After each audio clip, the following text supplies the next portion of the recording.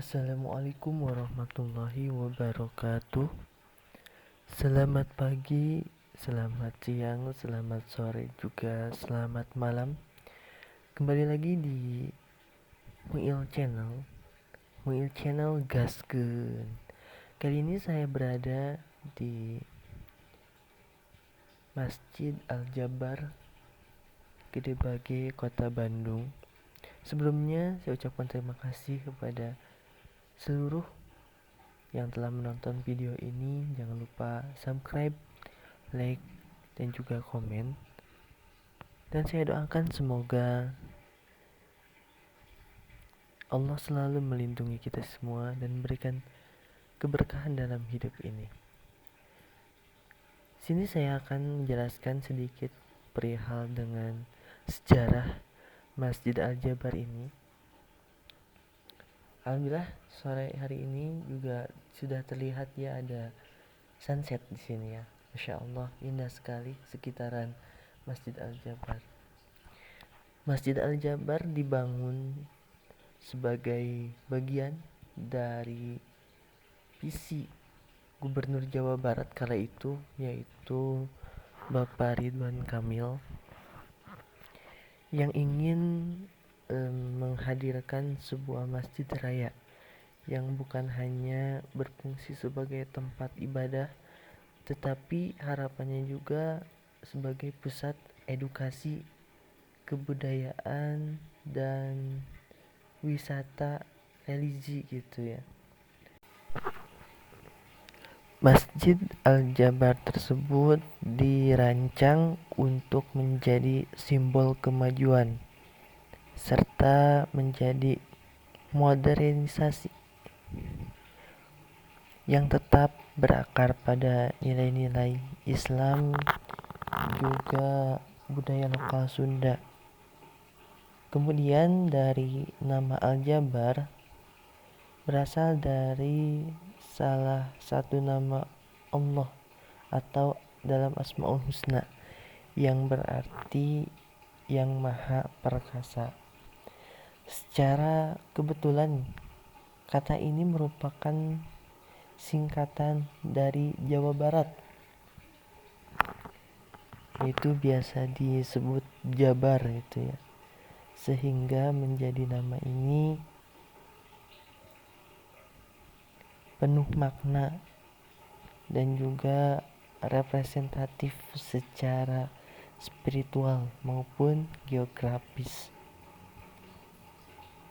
Kemudian perencanaan Masjid Al-Jabar dimulai sejak tahun 2015 di bawah kepemimpinan Bapak Ridwan Kamil sebagai Gubernur Jawa Barat kala itu. Desain masjid ini merupakan hasil karya langsung dari Bapak Ridwan Kamil yang dikenal juga sebagai arsitek profesional sebelum terjun ke dunia politik. Ia menggabungkan elemen arsitektur Islam klasik, kemudian modern, dan juga teknologi hijau dalam rancangan masjid tersebut. Lokasi masjid dipilih di kawasan Gede Bage, Kota Bandung, yang merupakan salah satu kawasan strategis dan juga berkembang. Selain itu, kawasan ini memiliki lahan yang cukup luas yang memungkinkan dibangunnya masjid megah dengan fasilitas yang mendukung. Lalu Masjid Al-Jabar memiliki desain yang sangat ikonik dan juga futuristik. Beberapa keunikannya ada kubus futuristik dan kubah kaca. Masjid Al-Jabar ini memiliki desain yang bentuk kubus besar yang dilengkapi dengan atap berbentuk geometri rumit menyerupai kubah kristal ya. Atapnya terdiri dari ribuan panel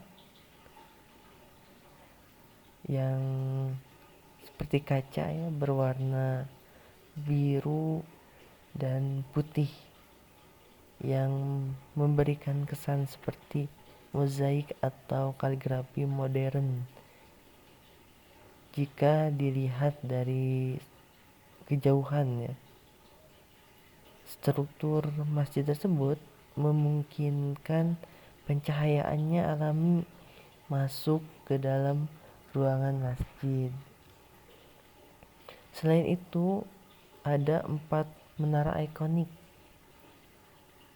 yang menjulang tinggi di setiap sudut masjid, masing-masing setinggi 99 meter yang melambangkan 99 Asmaul Husna. Menara tersebut dirancang menyerupai bentuk tombak atau keris ya, memberikan simbol kekuatan dan juga kejayaan Islam di tanah Sunda. Selain itu, konsep masjid yang terapung itu, Masjid Al-Jabar dibangun di atas lahan yang dikelilingi danau buatan. Ini menciptakan efek visual seolah-olah masjid ini mengapung di atas air. Danau ini tidak hanya memiliki fungsi yang estetika, tetapi menjadi bagian dari sistem pengelolaan air dan pendinginan alami. Interior modern dengan sentuhan tradisi dibangun dalam masjid. Terdapat langit-langit tinggi dengan kaligrafi besar serta ornamen-ornamen yang memadukan motif Islami dan budaya Sunda. Ruang salat utama mempunyai atau mampu menampung hingga 33.000 jamaah. Cukup luas ya Masjid Al-Jabar ini. Masjid Al-Jabar bukan hanya sekadar tempat ibadah. Tadi telah disebutkan ia dirancang sebagai masjid raya yang Islamic Center. Ada berbagai fasilitas pendukung yang di dalamnya ada museum Rasulullah dan juga ada sejarah Islam, kemudian ada perpustakaan Islam, ruang pembelajaran dan seminar, area wisata religi, kemudian ada juga taman Islami dan jalur pejalan kaki serta pelajar terbuka untuk kegiatan umat Islam. Keberadaan museum perpustakaan menjadi masjid ini sebagai sarana edukasi masyarakat mengenai sejarah Islam, budaya dan juga ilmu pengetahuan yang lebih luas mengenai Islam. Pembangunan fisik dimulai pada tahun 2017. Namun pada saat itu mengalami beberapa kendala seperti adanya pembebasan lahan, kemudian pandemi ya COVID-19 dan pembiayaan. Namun proyek tetap berlanjut berkat dukungan pemerintah Provinsi Jawa Barat dan masyarakat. Pembangunan Masjid Al-Jabar menghabiskan biaya sekitar 1 triliun 1 triliun yang sebagian besar berasal dari APD Provinsi Jawa Barat dan donasi masyarakat. Pekerjaan konstruksi dilakukan dengan menggunakan teknologi ramah lingkungan dan juga standar internasional. Masjid Al-Jabar resmi dibuka pada akhir Desember tahun 2022 oleh Gubernur kala itu Bapak Ridwan Kamil. Ya, peresmiannya disambut antusias oleh masyarakat yang sudah menanti lama sejak saat itu. Masjid ini langsung menjadi destinasi wisata religi dan juga ikon baru di Jawa Barat. Setelah diresmikan, Masjid Al-Jabar tidak hanya digunakan untuk kegiatan keagamaan seperti sholat 5 waktu, sholat Jumat, juga sholat Id dan juga ada pengajian, tetapi juga aktif menggelar kegiatan sosialnya. Ada bazar dan pasar UMKM halal, pelatihan dan juga ada seminar keislaman, kemudian ada kegiatan remaja masjid, kemudian ada juga pusat informasi wisata religi Jawa Barat. Masjid ini pun menjadi magnet wisata baru di kota Bandung dengan ratusan ribu pengunjung ya setiap bulannya, terutama saat bulan suci Ramadan dan juga ada pas Idul Fitri begitu ya. Selain itu juga Masjid Al-Jabar membawa filosofi ya tentang kebesaran Allah.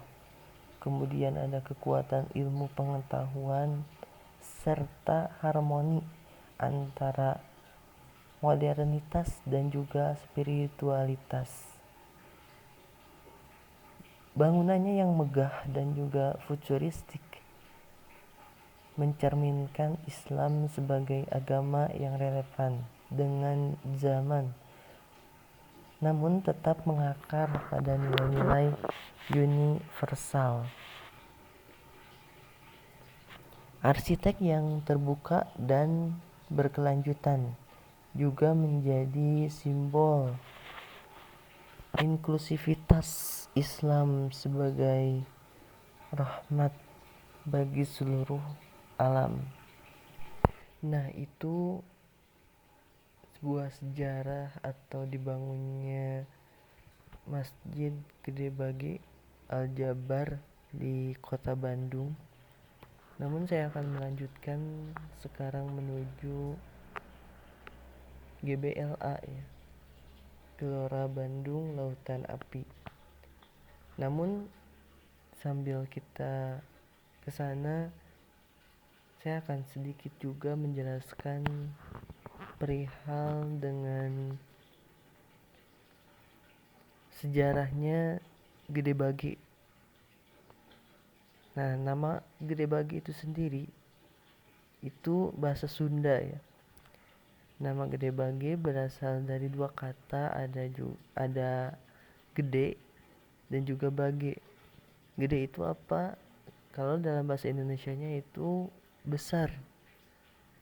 Kemudian bage itu istilah lokal untuk tempat menyimpan atau menjemur padi ya, atau gabah, semacam lumbung atau pengering padi. Kalau secara harfiahnya, Gede Bage bisa diartikan sebagai tempat besar atau untuk menyimpan padi atau juga menjemur padi ya. Merujuk pada fungsi utama wilayah ini pada masa lalu melalui sentra pertanian dan pergudangan hasil bumi di kawasan timur Kota Bandung. Wilayah ini dahulu dikelilingi oleh pesawahan, rawa-rawa, dan sistem irigasi yang mengairi area pertanian masyarakat Sunda. Gede Bage menjadi pusat aktivitas pertanian kala itu, terutama lagi warga di daerah Ujung Berung, Cibiru, dan juga Cileunyi ya. Pada masa penjajahan Belanda,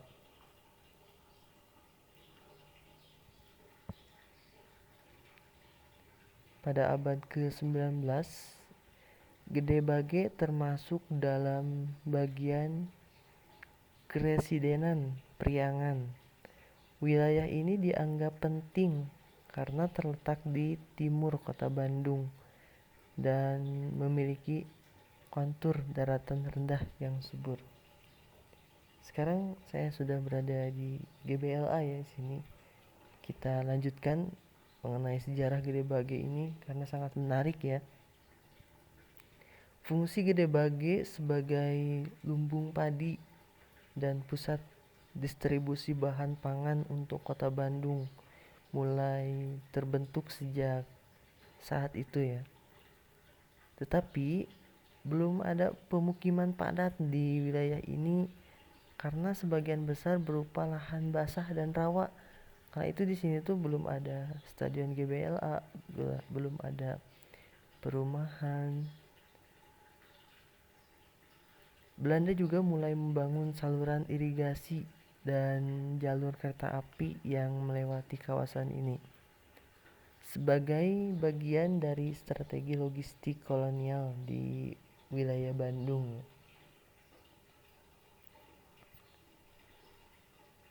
Di era pasca kemerdekaan ya tahun 1945 sampai 1980-an. Setelah kemerdekaan Indonesia, Gede Bage tetap berfungsi sebagai lumbung pertanian dan kawasan yang relatif sepi. Namun mulai tahun 1970-an hingga 1980-an, kota Bandung mengalami pertumbuhan penduduk yang pesat gitu ya. Pada saat itu terutama di wilayah utara dan juga tengah, sehingga mengakibatkan perhatian mulai diarah ke wilayah timur seperti Gede Bage sebagai daerah ekspansi perkotaan. Meskipun demikian, perkembangan di Gede Bage masih lambat karena kondisi geografis yang berlahan rendah dan tergenang gitu ya. Pada dekade 1990-an, pemerintah Kota Bandung mulai merancang pengembangan kawasan timur kota. Gede Bage dirancang sebagai kawasan strategis masa depan karena lokasinya yang luas dan potensial untuk pembangunan skala besar. Berbagai rencana ya pembangunan mulai dicanangkan seperti kawasan industri ringan dan pergudangan, relokasi pasar tradisional, kemudian pusat transformasi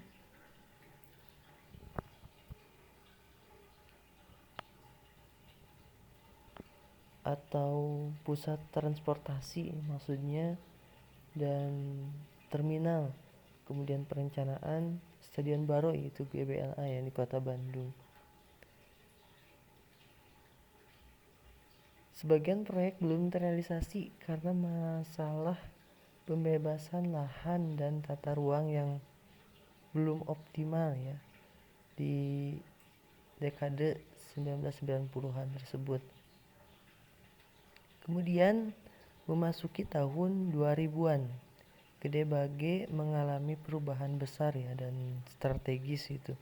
terutama setelah terpilihnya Bapak Ridwan Kamil sebagai Wali Kota Bandung dan kemudian menjadi Gubernur Jawa Barat. Beberapa proyek besar yang menjadi tonggak transportasi Gede Bage. Kemudian pembangunan Stadion Gelora Bandung Lautan Api ya diresmikan pada tahun 2013. Stadion ini menjadikan Gede Bage sebagai pusat olahraga dan juga hiburan baru di Kota Bandung. Ini ada tumpukan sampah ya yang belum diangkut. Ini banyak sekali yang membuang sampah sembarangan ya.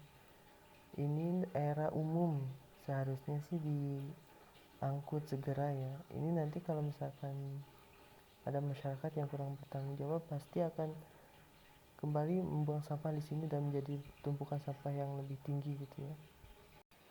Kita lanjut ya. Tadi menjadi sebuah pusat hiburan ya di Kota Bandung. Stadion GBLA ini. Kemudian kapasitas Stadion GBLA mencapai 38.000 penonton kalau nggak salah. Selain Stadion GBLA juga ada proyek transportasi dan infrastruktur, yaitu ada stasiun kereta cepat Tegaluar, kereta cepat yang menghubungkan antara Jakarta ke Bandung ya. Kemudian ada rencana pengembangan LRT Bandung Raya. Terus tol Gede Bage ke Tasikmalaya, kemudian ke Cilacap, kemudian peningkatan akses jalan dan flyover. Semua ini menjadi Gede Bage sebagai hubungan transportasi dan ekonomi baru di kawasan timur Bandung. Pusat perdagangan dan hunian modern ya. Selain GBLA kemudian membangun infrastruktur dan transportasi, ada juga pusat perdagangan dan hunian modern ya.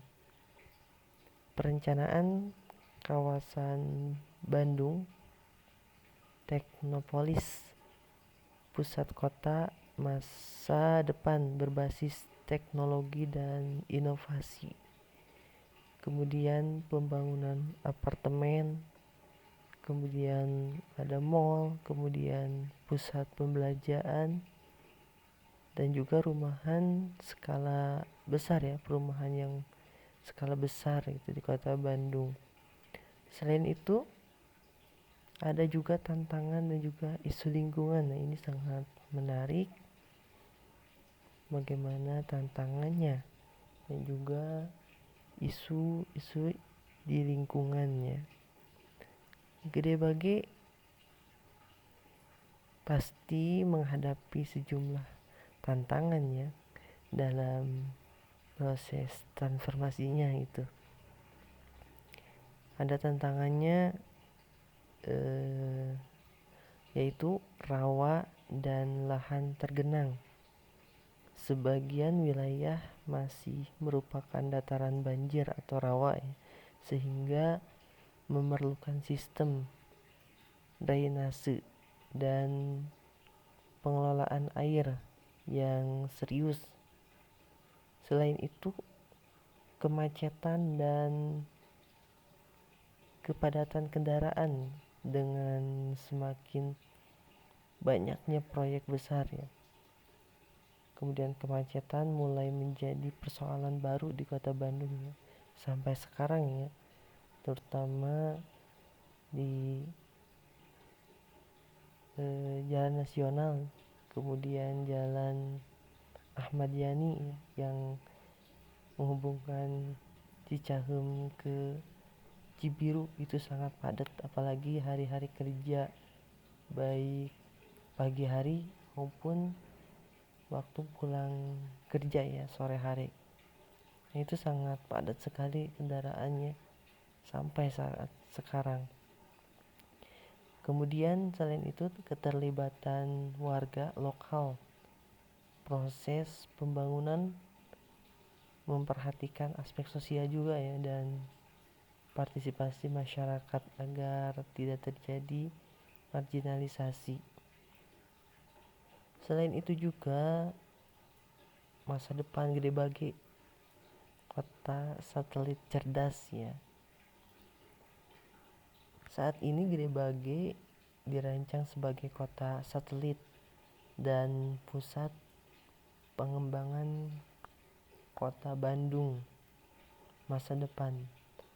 Pemerintah kota dan provinsi menetapkan Gede Bage sebagai kawasan perdagangan dan jasa strategis ya. Kemudian smart city atau kota cerdas, dan juga transit oriented development atau TOT. Kemudian zona hijau terpadu dan eco-friendly city. Dengan pendekatan berkelanjutan, Gede Bage akan menjadi model pembangunan kota masa depan yang modern, hijau, dan juga inklusif ya. Tetapi dikhawatirkannya Gede Bage ini mendatangkan bencana alam karena kepadatan pembangunan ya. Ya karena dataran rendah juga, nanti biasanya kalau dataran rendah itu adanya banjir ya. Di kota Bandung ini kalau musim penghujan pasti banjir itu menjadi tantangan yang pasti ada begitu ya. Pasti ada ketika musim hujan gitu. Nah, khawatirnya ke depan banjir ini tidak bisa ditangani karena adanya pembangunan yang cukup padat ya, pembangunan di Gede Bage Bandung Timur ini. Sekian dari video saya, mohon maaf bila ada kekurangannya, dan jangan lupa